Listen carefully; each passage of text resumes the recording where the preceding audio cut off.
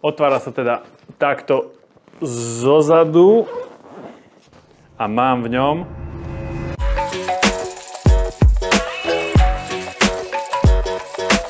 Čaute, vítajte pri novom videjku a dneska vám ukážem, že čo mám v batohu, keď idem natáčať alebo keď si točím nejaké svoje veci. Jednoducho, čo je taký štandard, pretože tie veci sa fakt striedajú. Na niektorý projekt potrebujem napríklad gimbal, na niektorý nepotrebujem, na niektorý potrebujem mikrofóny, na niektorý nepotrebujem a jednoducho sa to veľmi líši. Ale toto je taký štandard, čo sa týka toho batohu, že čo v ňom mávam a čo v ňom väčšinou nosím. A teda poďme sa pozrieť, čo v tomto batohu mám.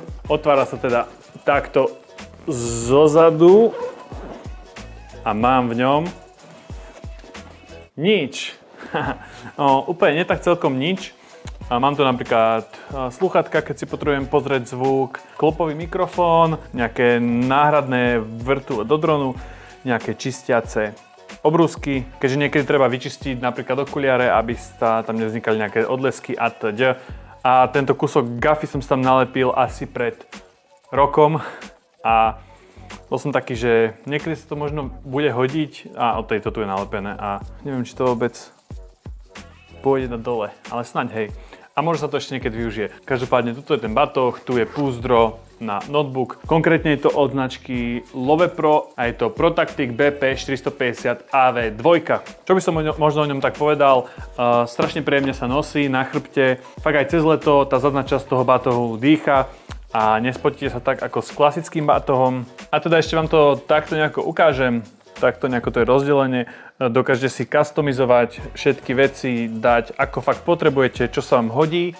A začneme teda prvou vecou, teda ak nerátam tieto veci, čo sú tu, začneme teda prvou vecou, ktorú mám v tomto batohu a tou je AirTag. Je to super vec, keby náhodou stratíte batoh alebo vám ho ukradnú, tak viete ho vystopovať. Odporúčam to každému, stojí to fakt pár eur na to, čo je v tom batohu a oplatí sa do toho zainvestovať, takže to je prvá vec. A existujú, myslím, že aj nejaké alternatívy. A ak nepoužívate Apple, tak sa dá kúpiť, myslím, že nejaká Android alternatíva, ale to už si musíte zistiť vy, pretože ja používam AirTag. Začneme teda rôznymi vecami, ktoré v tom batohu mám a na konci vám ukážem, ako používam kameru, objektív, keďže práve na ňu natáčam a na konci si tú kameru vymeníme a ukážem vám, čo je to za kameru konkrétne. Začal by som teda dronom DJI R2S, ktorý točí 5,4K, natočil som naň aj video, takže ak vás zaujíma o ňom viac, tak si pozrite to video. A samozrejme k dronu potrebujeme aj náhradnú baterku, ja mám túto a jednu v drone mám dve baterky. Ovládač mám tento klasický bez toho monitoru a úplne mi stačí, nemám problém tam dať telefón a zaberá oveľa menej miesta v batohu, čo je pre mňa výhoda, takže za mňa klasický all the way. A ešte tie, čo boli na tých starších dronoch, napríklad na R1, tie malé, tie boli úplne že najspratnejšie. Takže to je ovládač, aj zasvietil, pozdravil vás. A poslednou vecou, ktorú k tomuto dronu mám, ND filtre, ktoré sú od PolarPro a sú to vlastne NDčka aj s polarizákmi a dve variabilné NDčka. A teda používam ich, aby som mal čím najprirodzenejší motion blur. Takže poďme ďalej. Sorry, you have to go back to the backpack. A budem teda dávať tie veci všetky do toho batohu, nech vidíte na konci, že to tam všetko zmestí, aby ste mi verili, lebo ten batoh je fakt veľký a zmestí sa tam všetko. Toto som teraz z neho vyťahol, takže iba aby ste vedeli. Po ruke tu mám teda aj Ronin SC2. Je to starší gimbal, ale gimbal už v batohu nenosím.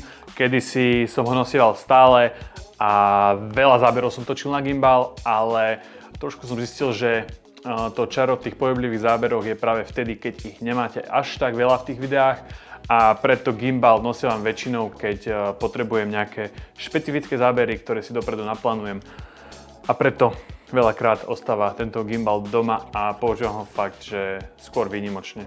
Ďalej tu teda mám mikrofón, je to Rode Videomic Pro Ricote. Strašne veľa tých názvov, ja už to niekedy zabudám. Myslím, že je to, že Rode Videomic Ricote. A tento mikrofón bol jeden z prvých, ktorý som mal. Väčšinou ho nosím so sebou. Alebo, ak nosím vám tento, Ak nenosím ten, tak nosím vám tento. To je Video Micro, Rode Video Micro a on má teda aj túto, neviem, jak sa to volá presne, líška, dead cat, tak nejak sa to volá po anglicky. A je to taká zmenšenina, on je takýto malý bez tejto mačky, či čo to je. Väčšinou si ho hodím do batohu a ten tam mám skoro stále. A aby sme teda ostali pri mikrofónoch, tak tam nosím sadu týchto mikrofónov. Sú to Rode Wireless Go 2. Jeden mám teda vo vrecku, cez ktorý priamo nahrávam a príjimač mám na kamere. To vám takto v skratke ukážem. A už aj nová verzia, myslím, že sú niečo lepšie, ale mne to úplne postačujú. Ďalej sú tu teda rôzne druhy príslušenstva a nosím napríklad tento statív malý z gimbalu, nosím skoro stále. Potom takúto klempu, keď chcem niečo prichytiť napríklad na dvere a urobiť nejaký zaujímavý záber. A k tej klempe nosím teda takéto rameno, ktoré viete hociako úplne že nastaviť ako potrebujete, stačí to potom zatiahnuť a to rameno drží. Takže to nosím k tomu a samozrejme na to tento mount na telefón, ktorý takto našrobujem a viem potom robiť rôzne zaujímavé zábery, ktoré by som s veľkou kamerou neurobil. A dosť dobrá vec, pokiaľ nepoužívate, je páska, ktorú môžete použiť na rôzne mountovačky a také veci. Prečo som toto spravil? Toto je streborná, tu väčšinou používam na také veci, ktoré není vidno a ešte mám čiernu, tu používam, keď potrebujem niečo zamaskovať a že to môže byť napríklad vidno v tom zábere, ale väčšinou to aj tak není vidno, takže používam túto strebornú, ale tu nenosím stále so sebou, ale stále za zmienku určite, pretože to je skvelá pomocka. Aby som ešte doplnil jednu vec k tomu batohu, tak tu mám takúto kapsu, ktorá sa dá jednoducho, všetko je na suchý zips. Jednoducho takto prichytiť na ten batoh a dokážete si dať ešte nejaké bonusové veci. Tu mám napríklad mist filter na Fujifilm a takýto statív na mobil, ktorý som kedysi používal, ale nie je moc kvalitný a bojím sa ho používať, že sa to otrhne, takže už ho nepoužívam. Ďalej, čo teda nosím, sú takéto malé, jednoduché kliešte, kde je rovnako aj viacero tých túlov, sú tam nejaké šrobováky a také veci. Jednoducho hodí sa to a je to úplne že malé, takže to môžem mať vždy pri sebe. Otvorím a keď napríklad niečo potrebujem, niečo zaseknuté vyťahnuť alebo niečo odkrútiť, tak je to lepšie ako nemať nič. A samozrejme, nevyšlo. A samozrejme nožík, keď potrebujem hoci čo prerezať, niečo, proste to sa hodí vždycky. Vždycky na svete niekto kričí, že nožík! Nemám niekto nožíček? Tak vtedy prídem ja a že mám, ale nedám. Mal si doniesť a nezaujíma ma to. Ale nie srandy, samozrejme nás si treba pomáhať, ale chápete, ako to beží, ako to býva a tak. Čo sa týka batériek, nosím vám dve NPF-ky, jednu mám tam v monitore, aby som sa videl a 4 baterky do kamery NPFZ 100 a samozrejme jednu mám už teraz v kamere, takže to je moja zásoba batérií, ktoré by mali vydržať celý deň. Samozrejme pokiaľ netočím, že non-stop, že idem a vtedy si prenajmem väčšinou 1-2 navyše, alebo ak mám možnosť a viem, že budem mať možnosť, tak ich hodím na nabíjačku hneď ako ich miniem. Ďalej tu mám samozrejme púzdro z ND Filtra, v ktorom mám takto milión káblov. Sú tam nabíjacie káble, na audio káble nejaké, no jednoducho hociaké káble, čo by sa mohli hodiť a je fajn to mať pri sebe, keď treba. Tak, ten kábel pravdepodobne mám USB-C, USB mini, USB také, USB hen také, však ich je milión. Takže toto je vždy dobre mať pri sebe a mám to v takomto krásnom puzierku od Nisi, ktorom bol ND Filter, ktorý si ukážeme za chvíľu. Ďalej nosím teda ND Filter od Nisi. Takmer ma cez nebolo vidno. A je to asi najlepšie NDčko, teda keď sa jedná o variabilné NDčka. Nešiftuje vôbec farby, čiže máte tie farby zachované a ja ho používam skoro stále, skoro pri každom natáčaní.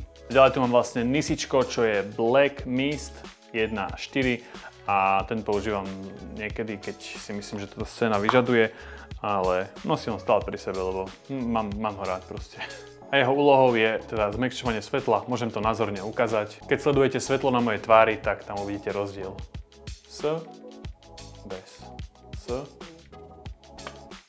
Bez. Ďalej tu mám takýto obal na SD karty a zmestí sa ich tam 8, nemám ich tu teraz všetky, tak to nejak to vyzerá a tam ich skladujem, keď ich práve nemám v kamere. A páči sa mi, že to je také pevné, také robustné. A pomaličky, ale isto sa dostávame do finále. Toto je fisheye objektív, ktorý používam, keď potrebujem nejaký fakt, že extrémne široký záber.